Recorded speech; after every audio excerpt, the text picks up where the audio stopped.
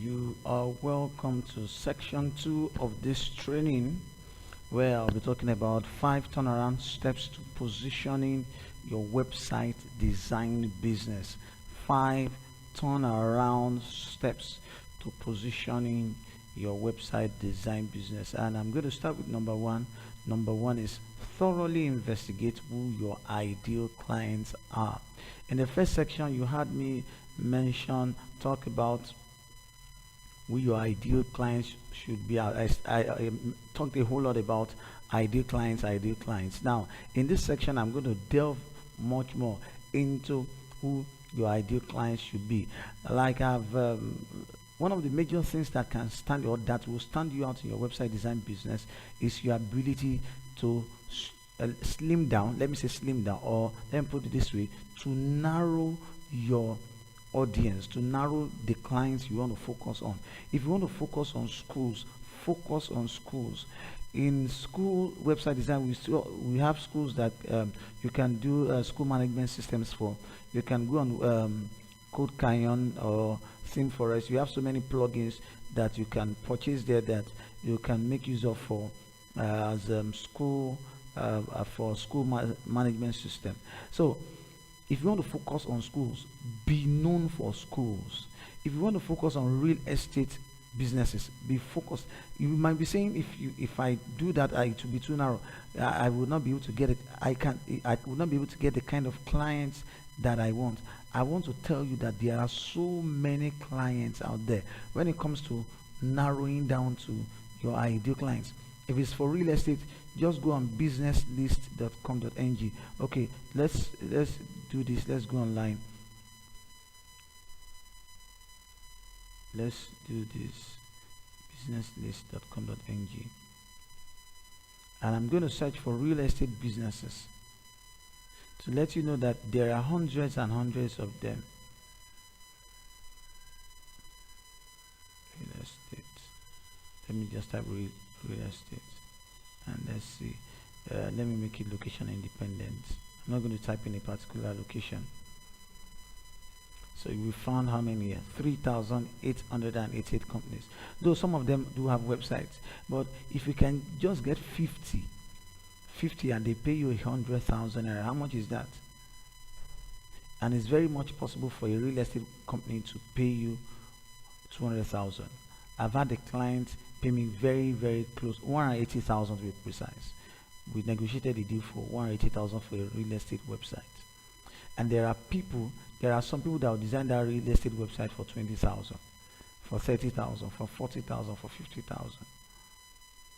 So this, if you just, even if it's 10 you get, and you charge maybe 70,000, you know how much that can help. Even if it's 10 out of this 3,000, there are some among them here that their websites have expired. I did some checking. I've done because I also use Business List to be able to reach out to clients. I do that a whole lot.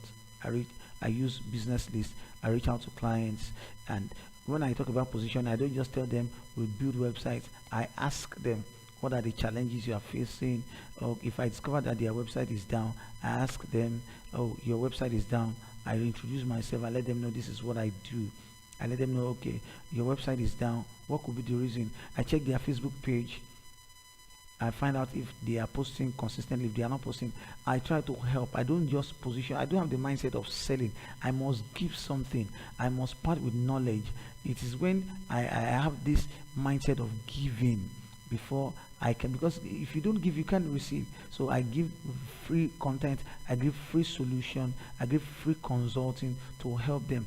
And one of the major things you need to do right now, as you are trying to find out who your ideal clients are, is that you need to stop seeing yourself, or let me put it this way: you need to stop positioning yourself as a website designer. No, you will not make money if you continue to position yourself as a website designer. You need to start positioning yourself as a website consultant, or web consultant, or online business consultant, or online consultant. You should position yourself as that, not a website designer. I don't position myself as a website designer, and so I don't get all those fluffy 20,000 naira, 30,000 naira jobs. No, those days are gone. They are gone. They are gone forever. I don't do that anymore. So you need to position yourself properly as a website consultant or as a web consultant, as an online consultant. You help businesses have online presences. You help them create a website that ensures that people visit it, and you position yourself. I would advise you do a Google search. How do I position myself as a web consultant? Or what are the functions of a web consultant? Okay, let's make this practical. Functions of a web consultant. Okay, so let's see.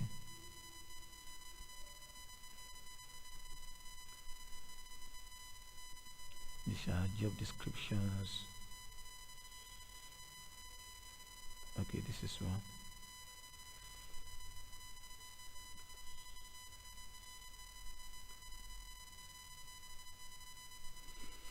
So I can be a web consultant and not be a web developer. I don't do programming, but we do that at our agency. I personally, I don't do programming, but because I position myself as a web consultant, I can get programming jobs and outsource them to programmers.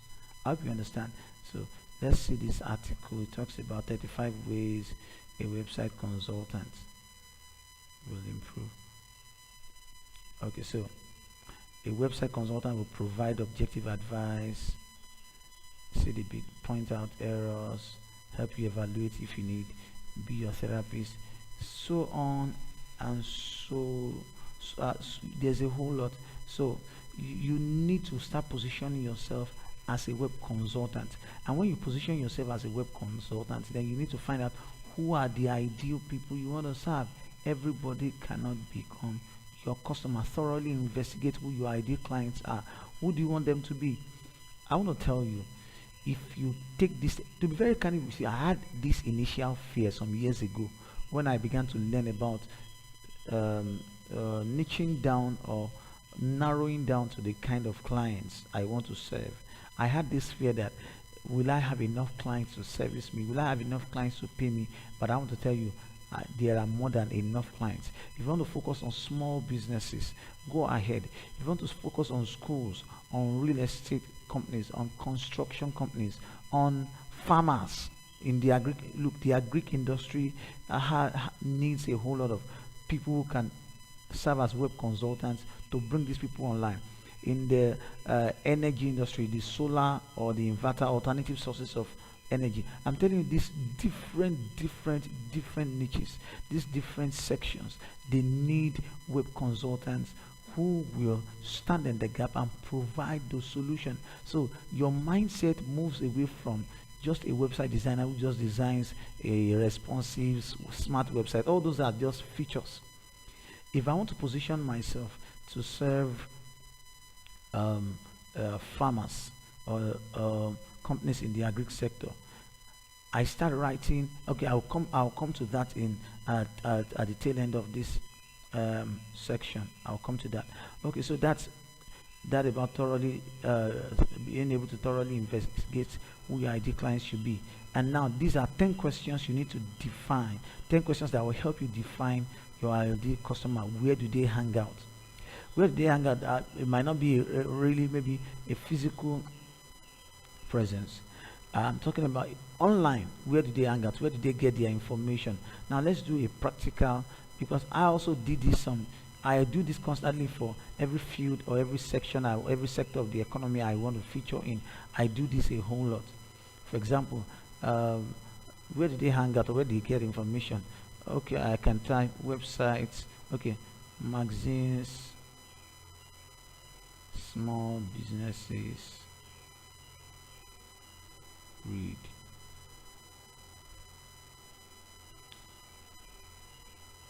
So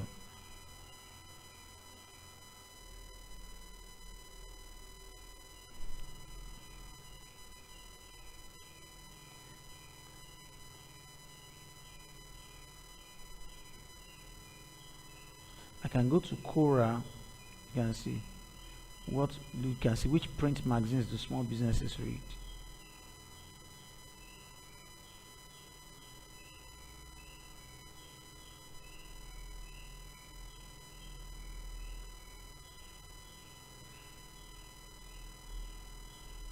So you can see there's a whole lot. There's a whole lot. What does that? Okay, so this is another one. What blogs or websites do small business owners read? These are some related questions. Okay, look at another question. What do small business owners think or expect from hiring a digital marketing agency?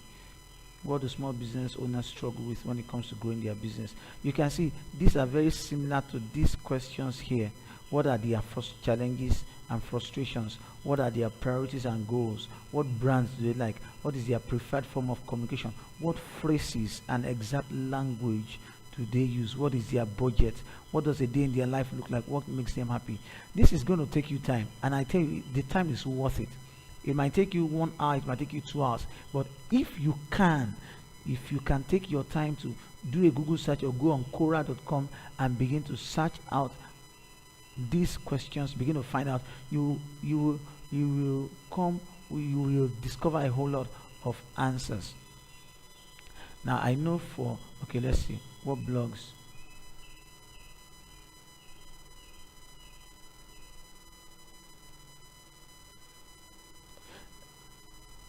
Okay, so let me see Nairaland. Okay, I know the business section in Nairaland is basically meant for.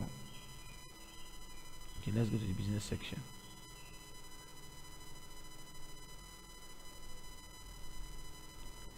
The business section is very, very, very. There are a whole lot of stuff, a whole lot of people. Like this business section now. I can take one of the questions here. What do business owners think of from hiring a digital marketing agency? Or let me see what should I look out for before hiring a website designer? So let me see.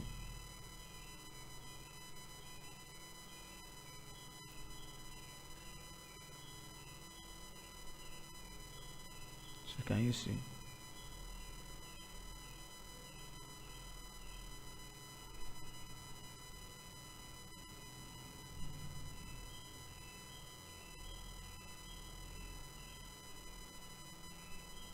So what questions you ask? So you can pick up content from here. These are questions that small businesses, real estate. So I can come to this business section and create an article. 5 things you must know before you hire a website designer for your next project. So I can now take answers from here. I can reward them, now streamline them to fit the audience, to fit the particular audience. Instead of me just saying, okay, think of a website design firm as your. So if I'm targeting real estate, then I will customize this. Do other research and also customize this content, write this content and read this content and write it in my own words to suit the customers or the ideal clients I am serving. So I hope that is understood. So in the next section, I'll be talking about the 4 other things that you need to know, or the 4 other turnaround steps you need to take in order to grow your business. Thank you for watching.